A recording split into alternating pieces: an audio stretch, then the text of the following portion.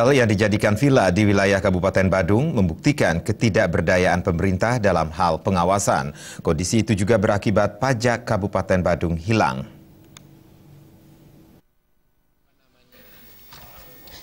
Anggota Komisi 3 DPRD Badung Made Sudarto mengatakan maraknya rumah tinggal yang dijadikan villa untuk disewakan kepada wisatawan merupakan bentuk pelanggaran mengingat peruntukannya sudah tidak sesuai dengan perizinan yang diajukan sebelumnya. Selain itu, villa hasil sulapan rumah tinggal jelas akan mengurangi kenyamanan wisatawan karena fasilitas yang didapatkan jauh dari standar villa sebagai salah satu akomodasi wisata. Untuk itu, Sudarto mendorong Pemka Badung segera melakukan penertiban.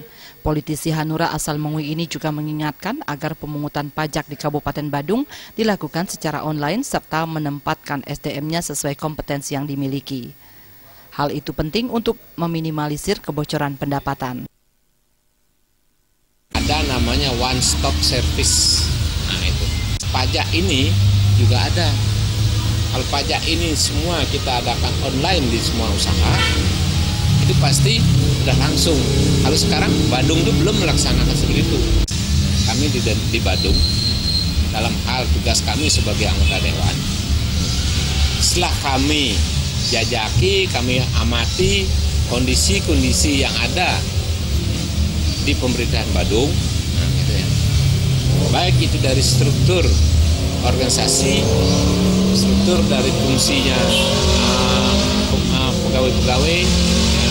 Terus di dinas-dinas, ya kalau boleh kami koreksi, kami mau koreksi. Supiatna dan Yudi, Bali TV.